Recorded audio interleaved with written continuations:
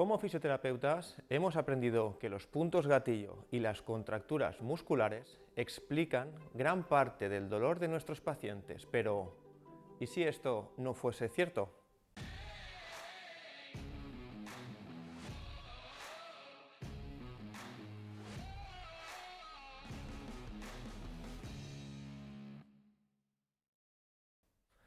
Vamos a explicar una situación con un caso muy común y que seguro habéis tenido en consulta.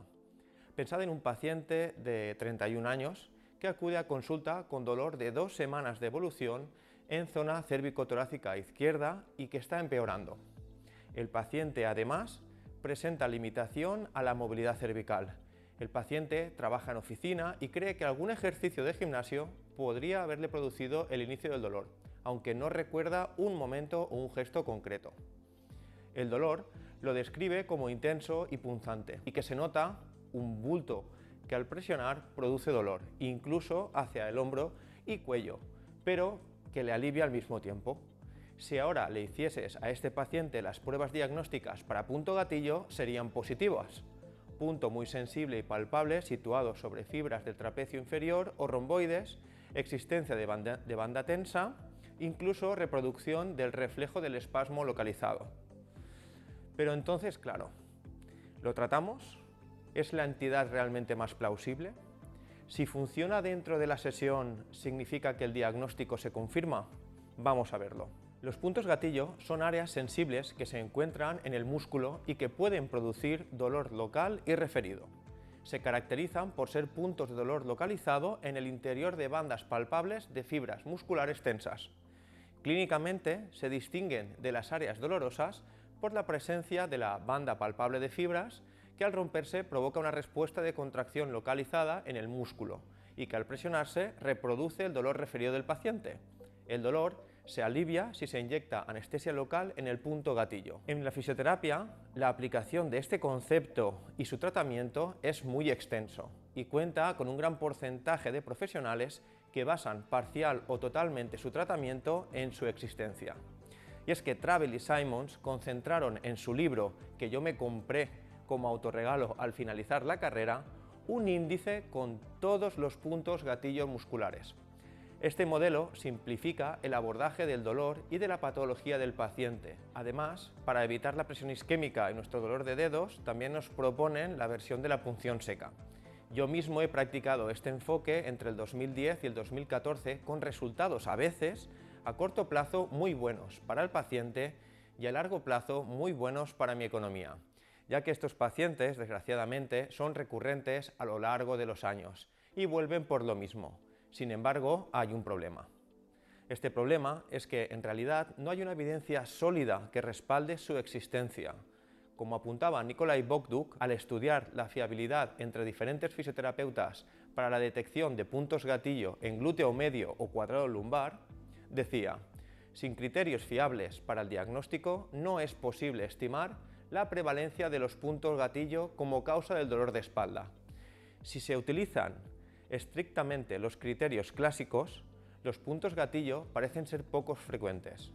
Por otra parte, el dolor a la palpación parece ser bastante frecuente, pero no constituye un diagnóstico. Y es que de hecho hay muchísimas publicaciones sobre puntos gatillo en plataformas como PubMed, sin embargo la mayoría de ellas ya parten sobre la base no demostrada de la existencia de puntos gatillo, y además los métodos diagnósticos no tienen fiabilidad, por lo que los resultados de dichos estudios tampoco pueden tenerla. Por ejemplo, en la revisión sistemática de Cummings del 2001, de 1.517 estudios, solo 7 reunían suficiente calidad para la revisión sistemática y no encontraron una evidencia suficientemente fuerte para su tratamiento. En segundo lugar, es que hoy en día, y a diferencia de otras patologías, sigue sin existir un método diagnóstico por imagen para encontrar los puntos gatillo.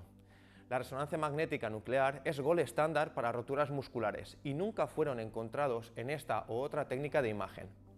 Este punto es importante porque sin un gold estándar no puedes sacar un valor diagnóstico a un test. En tercer lugar, el diagnóstico basado en el dolor a la palpación se ha demostrado que no tiene fiabilidad suficiente, por lo que este criterio no es válido como herramienta diagnóstica principal. En cuarto lugar, El REL se puede correlacionar con la hiperexcitabilidad de la motoneurona, pero no por la existencia del punto gatillo, sino por la irritación o lesión que le provocamos al presionarlo o realizar esta punción. Quinto lugar, mapas de dolor referido. Este es un buen embolado, pero tenemos estudios muy fiables como los de Bogduk en columna lumbar y cervical o los de Slipman, en los que se demuestra que los músculos no son los órganos con más capacidad de provocar dolor referido. De hecho, los ganglios de la raíz dorsal, discos, articulaciones facetarias, ligamentos interespinosos también tienen una capacidad demostrada mediante técnicas clínicas diagnósticas como el doble bloqueo anestésico. Vamos con el punto 6, experiencia profesional. Teniendo en cuenta estos resultados, vamos con el punto número 6, experiencia profesional. Teniendo en cuenta estos resultados, ¿por qué mis pacientes notaban mejoría? Una explicación es que los tratamientos rara vez se realizan de manera aislada, es decir, el tratamiento se acompaña de terapia manual, ejercicios en casa y estiramientos. Los efectos contextuales podrían explicar la plétora de respuestas anecdóticas al tratamiento. Esto no es inesperado cuando un tratamiento médico con alta validez aparentemente se basa únicamente en la experiencia práctica en lugar de reflejar un enfoque racional basado en la patogénesis. Por cierto, si te está interesando este tipo de razonamiento clínico basado en evidencia, en Clinical Patterns ofrecemos cursos online y presenciales diseñados para que fisioterapeutas como tú puedan mejorar su práctica clínica. Te invito a visitar clinicalpatterns.com y seguir ampliando tu conocimiento. Bueno, después de esta pequeña cuña publicitaria, vamos con un punto muy importante que los alumnos me preguntan muchísimo. Oye, Fran, ¿y si no es un punto gatillo lo que yo veo en mis pacientes, trato con cierto éxito, qué es? Es una pregunta muy recurrente y que por supuesto también la hacen los pacientes. Y el fallo está en la formulación de la pregunta que debería ser: si el origen de mi dolor no es un punto gatillo, ¿qué origina mi dolor? Ya conocéis el modelo biopsicosocial, y es que en cualquier experiencia dolorosa debemos tener en cuenta este modelo en el que aceptamos que la experiencia dolorosa siempre es la suma de distintos factores y puede no correlacionarse incluso con la existencia de lesión. Y no, eso no significa que se lo invente el paciente porque todo dolor es real, o también no correlacionarse con la gravedad de esta. Esto no os da la solución para el tratamiento, pero esperad. ¿Os acordáis del paciente con dolor cérvico-torácico? ¿Qué os parece si le hacemos una valoración adecuada? Pensad que el motivo de la consulta está claro. El paciente practica gimnasio 3 veces a la semana por su cuenta y riesgo. Vamos a ver qué nos dice. El comportamiento del dolor es constante, es lacerante y fluctúa de un 4 sobre 10 a un 8 sobre 10. El paciente no trae pruebas complementarias y como factores agravantes tenemos extensión cervical, rotación izquierda y posturas estáticas. Para factores atenuantes, moverse, apretarse el punto doloroso le provoca una sensación de dolor más intenso pero placentero que seguro que muchos pacientes os han contado alguna vez. En cuanto a aspectos psicosociales y económicos, no parecía tener nada reseñable. La irritabilidad era alta y la severidad, si hablamos a nivel funcional, es media, a nivel de dolor es alta y a nivel clínico es relativamente baja. En el body chart que vemos aquí, vemos cómo el paciente nos ha señalado los puntos de dolor situados en la zona cervicotorácica izquierda. Tratamientos previos, simplemente este paciente se realizó autotratamientos con masajes a sí mismo. ¿Y cuáles son las expectativas de este paciente? Bueno, pues el paciente me dijo que quería que le soltase la contractura, algo que seguro que es muy habitual en vuestra consulta. En cuanto a historia previa, el paciente había tenido episodios previos de dolor cervical, pero no de esta intensidad. No presentaba otras patologías ni consumía fármacos habituales. Vamos ahora con el examen físico. En cuanto a la observación visual, observábamos una leve desviación cervical en rotación derecha e inclinación derecha. Tal vez se tratase de un patrón antiálgico. Cuando hablamos de la movilidad funcional, la postura de sedestación con cifosis torácica y un aumento de lordosis cervical aumentaba los síntomas. En cambio, una posición en sedestación más activa disminuía el dolor. Los movimientos glenohumerales no provocaban cambios significativos, ni tampoco los escapulares. El press banca y press banca inclinado reproducían sus síntomas, sobre todo si realizaba un aumento de extensión cervical con cada repetición. En la movilidad torácica no aparecieron síntomas. Los test resistidos a la aducción escapular y elevación escapular eran indoloros. Y esto es un punto muy importante, porque pensad que una patología, si es de origen muscular, debería provocar síntomas cuando el paciente activa el músculo que está lesionado. Sin embargo, vais a encontraros, sobre todo en la parte torácica alta, muchos supuestos puntos gatillos que cuando le pedís al paciente que haga una contracción contrarresistida, el paciente no va a poder reproducir sus síntomas. Y sin embargo, cuando hacéis movilidad pasiva cervical, es cuando aparecen los síntomas del paciente, incluso el dolor referido. Vamos a hablar ahora de la movilidad accesoria. Cuando hacíamos presiones anteroposteriores centrales, de C6 a T1 reproducía bastante sus síntomas, así como la unilateral de C6, C7 y T1 aumentaba la intensidad de su dolor.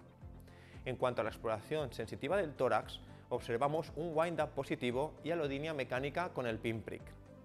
La exploración sensitiva del miembro superior se quedó por realizar, así como la parte motora en inicio. Luego hablaremos de eso. Examen complementarios que realizamos, los test de Spurling y distracción cervical, que fueron positivos con una latencia de unos 10 segundos.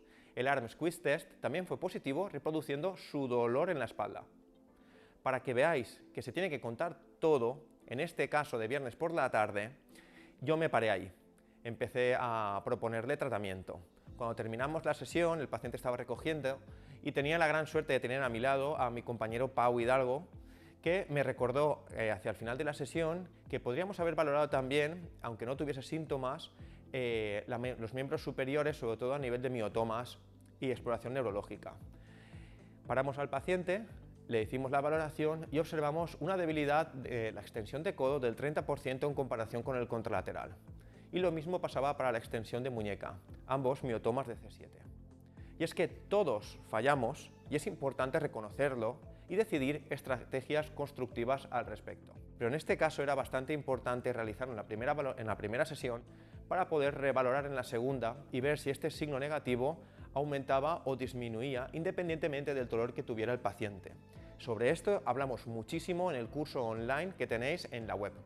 En cuanto a sospecha del mecanismo del dolor, presencia de dolor neuropático con datos de revaloración como el miotoma de C7, alodinia mecánica y wind-up.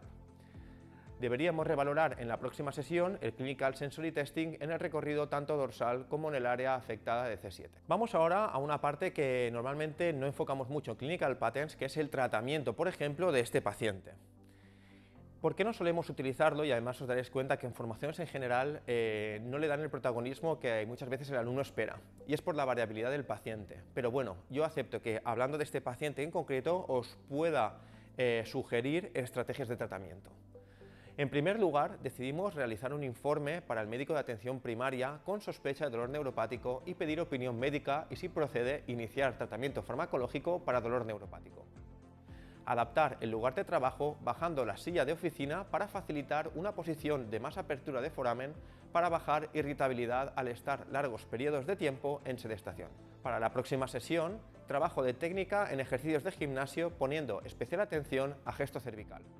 También recomendamos al paciente mantenerse activo con ejercicio aeróbico que no reproduzca sus síntomas y mejorar el trofismo neural a través del aumento de la tensión arterial, así como activar analgesia endógena secundaria al ejercicio. El más importante es la educación del paciente sobre el automanejo, qué le sucede, pronóstico y opciones terapéuticas, así como evitar en este caso el automasaje.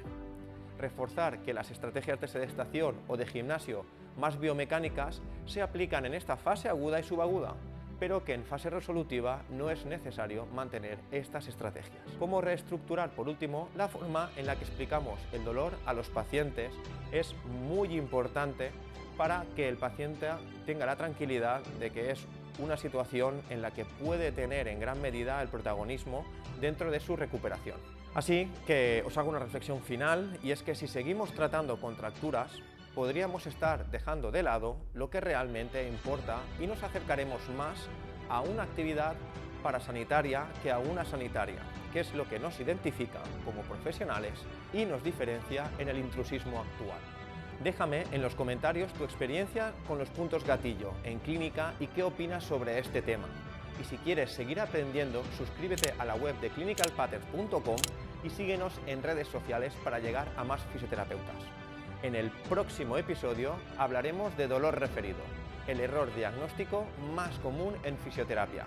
Nos vemos, os dejo en comentarios la bibliografía.